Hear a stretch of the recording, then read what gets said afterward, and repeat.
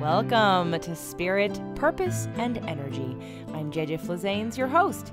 Thank you for downloading today's show. I do very much appreciate you're here and interested. For those of you that know about the 5 love languages, it was a book written by Gary Chapman. I have actually done a show on it on the Fit to Love podcast, season 1, as well as Women, Men, and Relationships podcast. But a brief overview, there are 5 different kinds of love languages, how people give and receive love. The reason why I'm telling you this is because one of mine is quality time. And so it really does mean a lot to me when you download and listen to the show. The fact that you're interested in here warms my heart. It's great. And thank you. I wanted to explain the 5 love languages so you don't think I'm just thanking you and you can't feel my love for you. Hopefully you feel my deep appreciation for this conversation that we're beginning to have. I'd like to find out more about the things that you're interested in. I'd love you to come to the Facebook page. Come over to jjflizanes.com and connect with me in some way.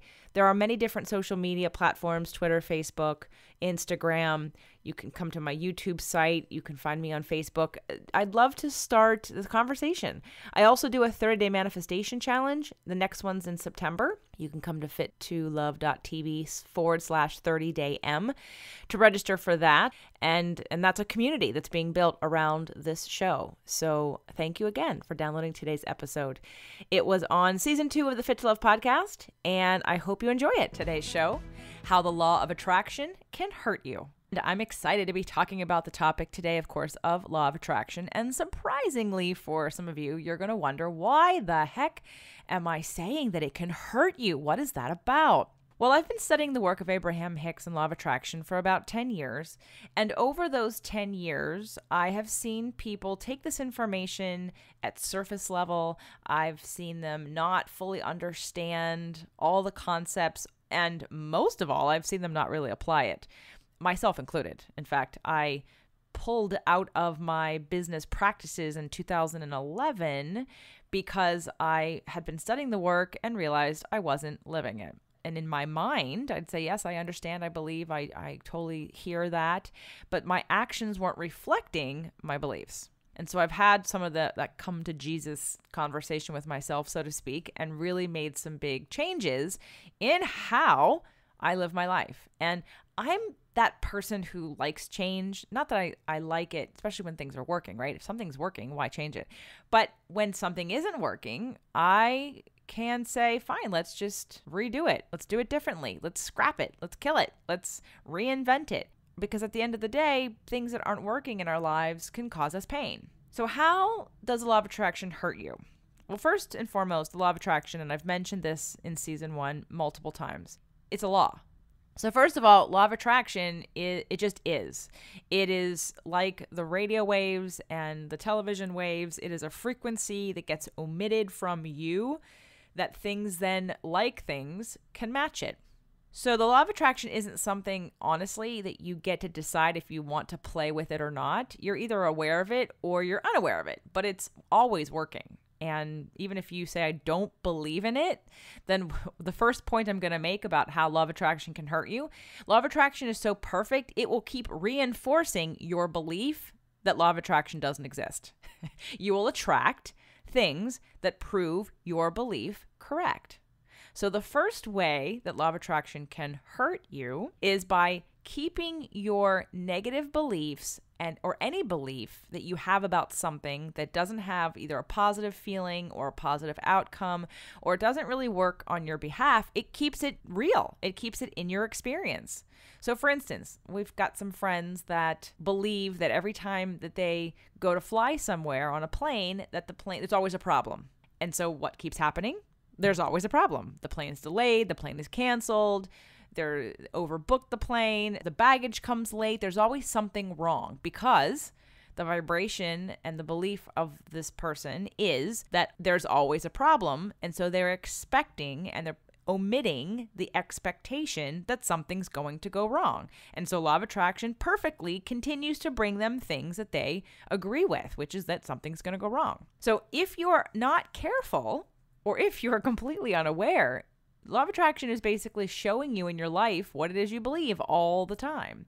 And the cool thing about using law of attraction is you get to change the belief. If you can identify, so if you're someone who thinks that something bad is going to happen all the time, or in certain situations, oh, something bad's going to happen, and then what happens? Something bad.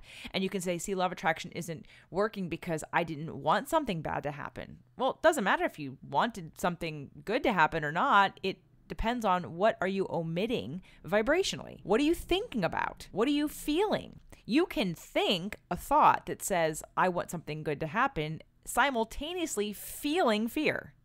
So it's the disconnect between the thought and the feeling where we think law of attraction fails us, because we were taught through The Secret or from the hype around it in 2006 and 7 and 8 that the law of attraction was about putting pictures on a vision board and saying, I want this thing, and then expecting it just to come without you having to do any kind of shifting or expanding. I remember talking to people after The Secret came out and having them say, well, it didn't work. I put the pictures on the board, I put the pictures on the wall, and nothing happened.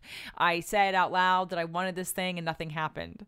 So visualize for a second that I want a new car. Yet my energy says, I don't really believe I'm going to get the new car. But I'm going to practice a quote unquote affirmation that says, I'm going to get a new car. I'm going to get a new car. But all the while that I'm saying I'm going to get a new car, I really don't believe it. And if I don't believe it, then I'm going to manifest what I believe, which is that I don't believe it. So it's not going to happen. So I'm going to prove myself right through law of attraction that it doesn't work. Right? Because what's going on is that I'm actually vibrating a disbelief and a lower vibration, so to speak, of this is what I truly believe. I truly believe it's not real. That's why affirmations don't always work for people, because if you step so far out of your belief system and you're just saying words about money or about a relationship and you really, really do not believe it, it doesn't matter if you say it 10 million times during the day. If you really don't believe it, you won't get it. And that's just law of attraction proving you right. That cynicism or that skepticism or that this has happened 10 million times before, so it's not going to happen this time. That underlying belief system is what law of attraction is responding to. So you're going to get proven right all the time. So the key in shifting that is to decide, what do you want to be right about? Do you want to be right about manifesting something great? If that's the case, then the work isn't about stating an affirmation or putting a picture on a wall. The work is about truly uncovering a way or a belief that makes that possible for you. I know I've talked about it on a show in the past, whether it be my show or someone else's show. I used to read Entrepreneur magazine when I first started my business. I would walk down to the coffee shop near the beach. I would get a cup of coffee, sit in the corner on a couch, and start opening up the magazine with a notebook and a pen. And I would not be able to make it 5 pages in without making 3 pages of notes. In fact, it got to be so exhausting, I couldn't even read the magazine anymore. I wasn't even really reading the magazine. I would flip 3 pages and get so many ideas about what I could do to make money, or what I could do to succeed in business, or to create something new and fabulous that would take the world by storm, that I would be so overwhelmed with my growing, never-ending, overwhelming to-do list. And so what ended up happening is that I stopped reading Entrepreneur magazine and I stopped making to-do lists because it was too much. Now my relationship with Entrepreneur magazine has changed because I stopped making to-do lists. I stopped allowing every idea to say to me, this is the right idea, take action on this now. And it wasn't, because it was coming from anxiety.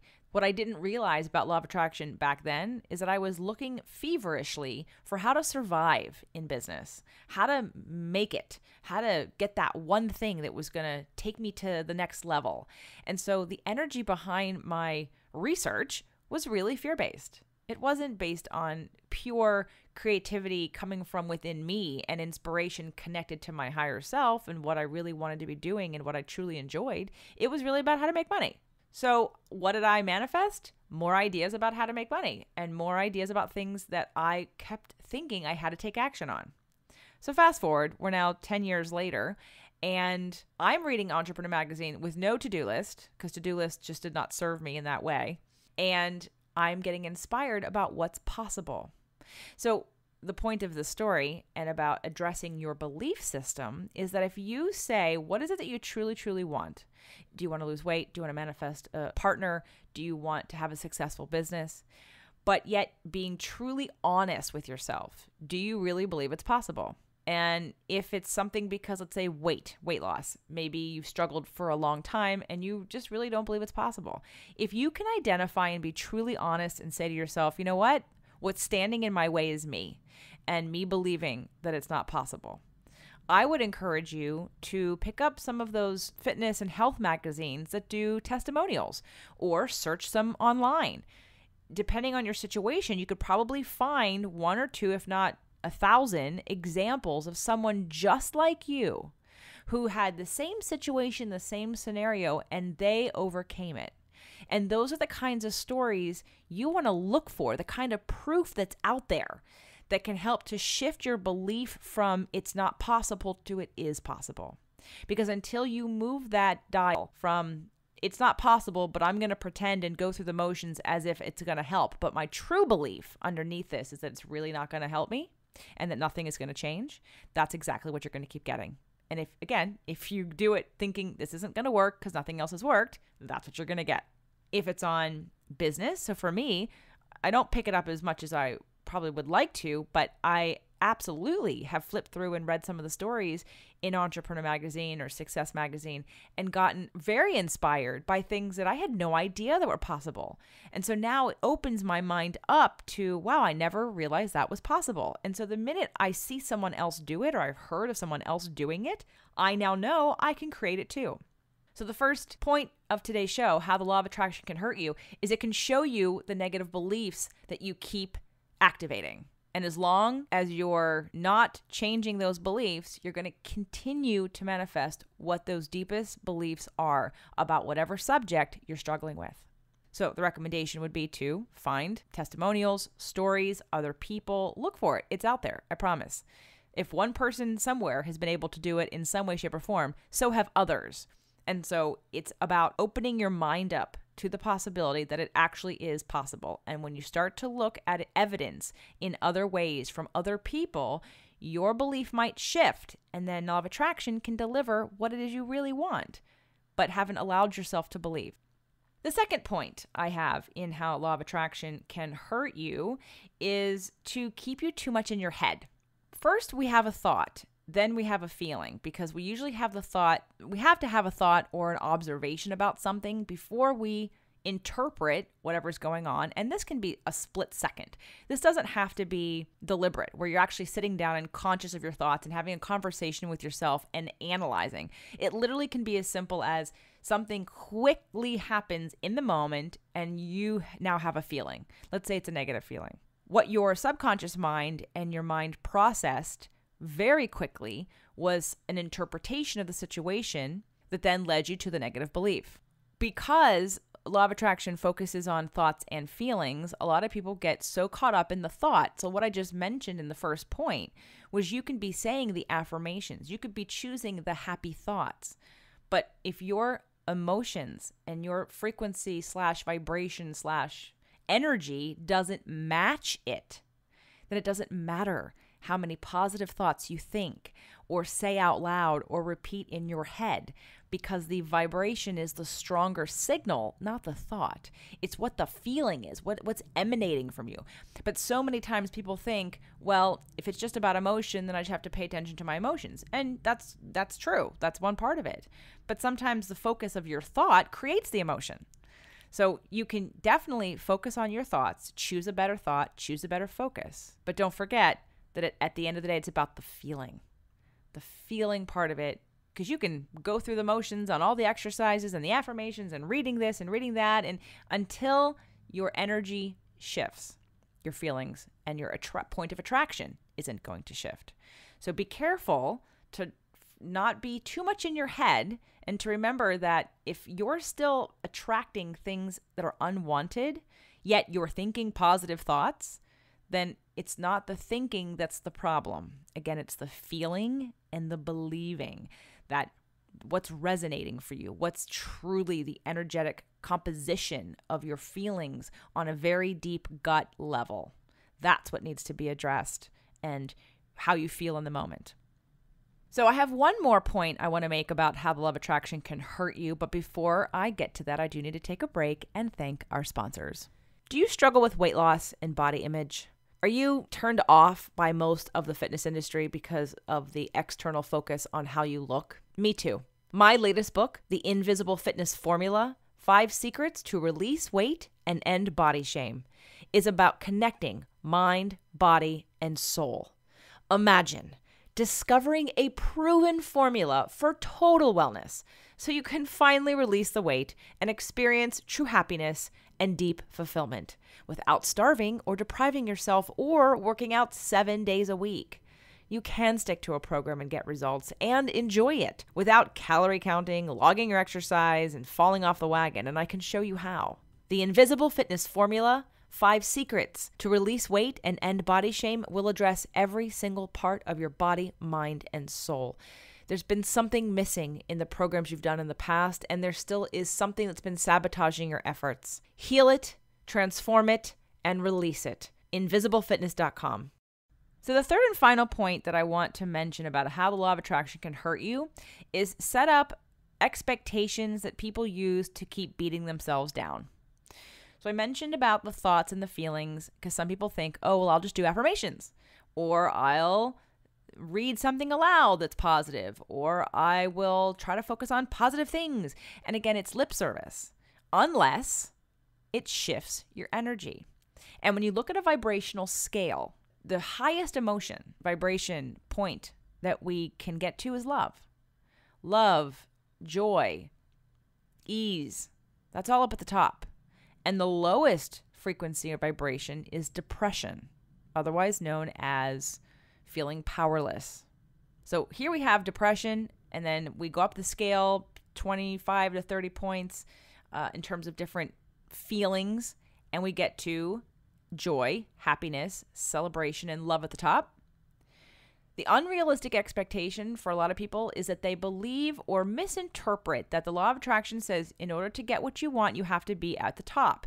So for someone who's at the bottom and currently feeling crappy, all of a sudden you put this pressure on yourself. Well, I have to be in love and joy and excitement. So I have to get there now in a split second. And it's too hard. It's too hard. It's too far away. That's like saying you're going to go to the gym 3 times and lose the 50 pounds you gained over the last 10 years. It doesn't work like that.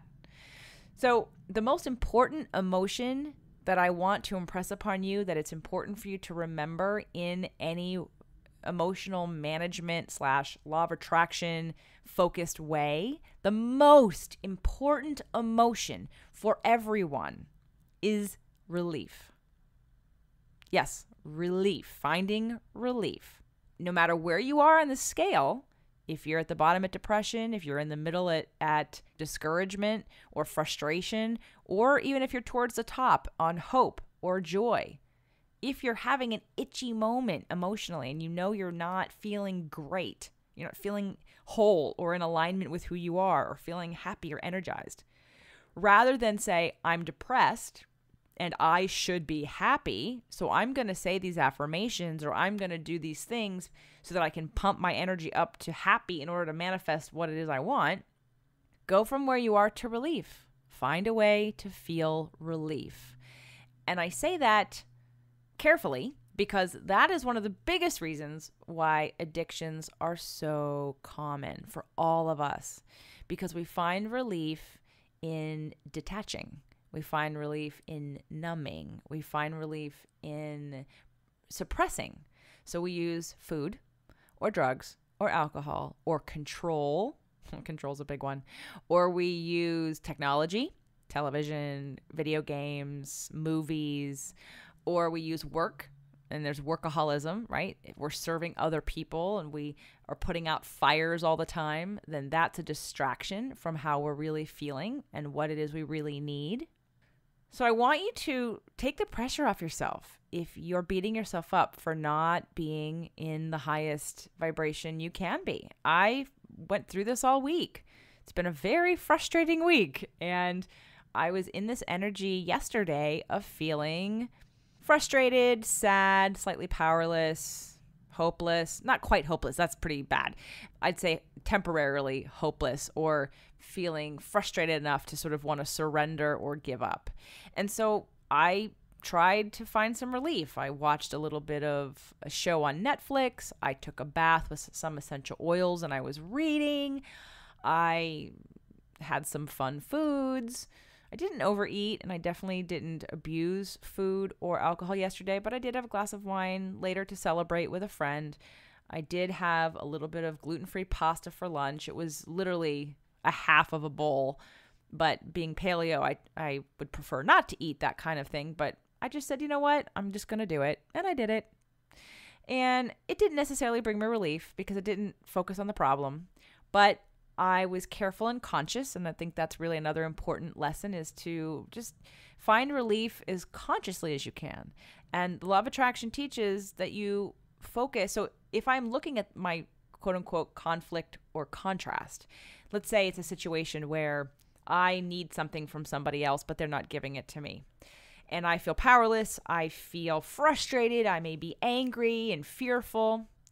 And if I keep looking at that thing, I'm going to continue to feel all those feelings unless I make peace with it, which you can do. You can problem solve and make peace with whatever it is and say, well, if it's meant to be, it'll be.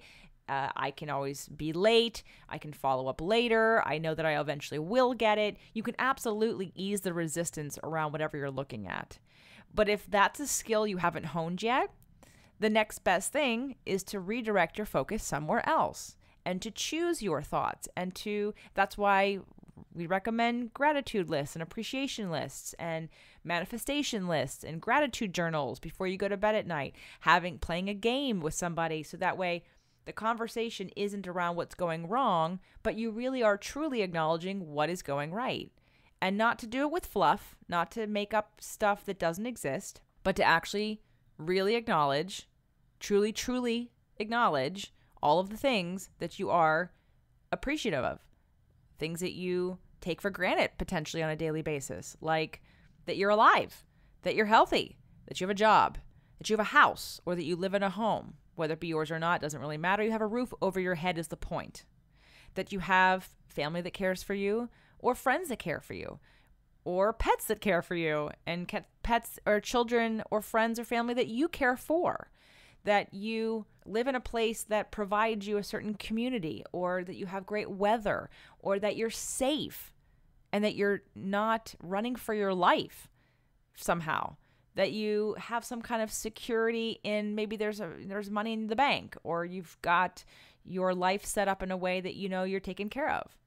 There's always something that you can truly be grateful for and appreciative of. And I want to stop. I'm going to do a whole show on the difference between gratitude and appreciation, but there's always something to appreciate. And the saying goes that you don't know what you've got until it's gone. So let's not wait till things are gone to look at what we have, to be grateful and to actively appreciate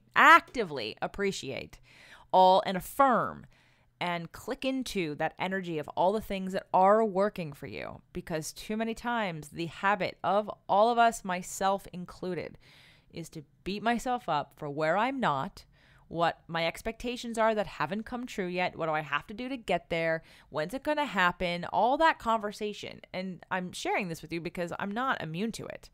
What I've practiced, just like in exercise, when you exercise more, you get stronger. It gets easier. It doesn't last as long to be in those darker places because you've practiced doing the work that focuses you on appreciation. You've practiced paying attention to how you feel so that you understand how you can feel better without using an addiction, without drinking too much, or without eating too much, or without numbing yourself completely, through some kind of refocus, whether it be that you call up a friend, whether you do what you need, you figure out what your needs are and you take care of those needs. And you can also surrender. You just surrender to what it is and let it flow and let it pass. And even in the giving up and the surrender, it will.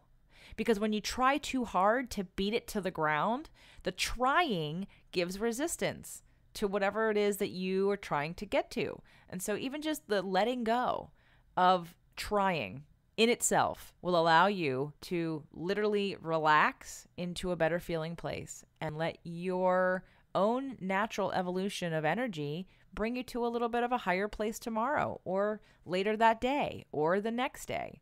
But the trying so hard and the beating up of yourself. So I definitely see that I have struggled with that too, because once I learn what to do, I expect myself to do it. But there have been times where I'm like, you know what? I worked all weekend and I don't have to feel good today, and I don't have to figure out why, and I don't need to numb it through food, alcohol, or technology, but I definitely feel the need for relief. So if there's anything you take away from today's show, it is that the most important emotion to focus on, especially when you don't feel good, is relief. But to do it in a conscious way that doesn't abuse or numb you, because again, that's not going to solve the problem. Allow yourself to feel what you feel. Cry if you need to let it out. Earth with your feet on the ground to help to reestablish some of those energies. Get a massage, get some acupuncture, have a therapy session or a coaching session, put some fun music on and dance around.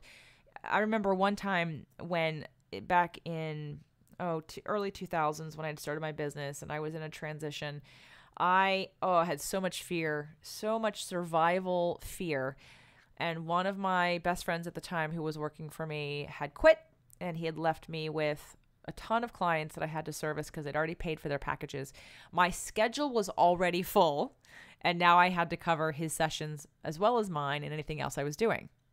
And in that moment, I felt so backed into the corner that I had no other option but to surrender. Like literally, there was nothing else I could do. And I think I was worried about paying the rent. I think I was concerned about paying my trainers and felt absolutely powerless in that moment. But there was nothing I could do about it. I was backed into the corner. I was living in Manhattan Beach in an apartment. I remember I was doing laundry that day, and I really stopped marketing. I stopped emailing. I stopped looking. I stopped trying because I realized that there's really nothing I can do in this red hot moment. So I'm going to do laundry. And I had been carrying around a bottle of Perrier-Jouët champagne from New York that I got as a special gift. And I brought it from New York and I moved it here with me. And now I've been here, 3 or 4 years. And I just decided that it was a Tuesday and my life felt like it just crumbled in front of me, that I surrendered and I opened that damn bottle and I said, you know what? Today's a special day. And I took a glass of champagne down with me to the laundry room and I did laundry. And then the next day, I got a call from someone who wanted to hire me for 3 full days. So at that point, that was like a day rate that I had for people that wanted a retreat or a personalized retreat. So he hired me for 3 full days and then bought my top package of 30 personal training sessions. So I just made more money probably in the next 3 days than I had the 2 months prior to that. But it only came to me after I surrendered. It only came to me after I let it go and I stopped trying. So when you look at the law of attraction as a tool and how you're using it, try not to use it as a way to beat yourself up and keep yourself stuck. Use it as a mirror, as information to let yourself know what it is you are attracting. What's coming to you? What does it say about you? What messages are in these people and situations that you're attracting? And it doesn't necessarily mean it's about you. It just could be something that gets you more clarity. I mean, that's why it all comes to you anyway, is to help with clarity of what it is you do want and help you to focus on the next expansion of your awareness. It's all growth. It's all necessary, but it doesn't have to be taken so seriously. So I hope that something I've said today has given you some relief. And I look forward to having a conversation with you about this topic. Come on over to fittolove.tv. If you are a law of attraction person, come on and let me know. Connect with me on Facebook. Definitely subscribe to the show. If you enjoyed today's show, I would really love a rating and review on iTunes. It's the Fit to Love podcast show. It's the big long title, Fit to Love: Physical, Emotional, and Spiritual Fitness for the Happy Life You Deserve. Thank you so much for listening today. I look forward to connecting with you again soon. Thank you again for tuning in to Spirit, Purpose, and Energy. If you're inspired and want more, come on over to fit2love.tv and check out our Freedom Fridays, or find us on iTunes. More at Fit to Love, physical, emotional, and spiritual fitness for the happy life you deserve.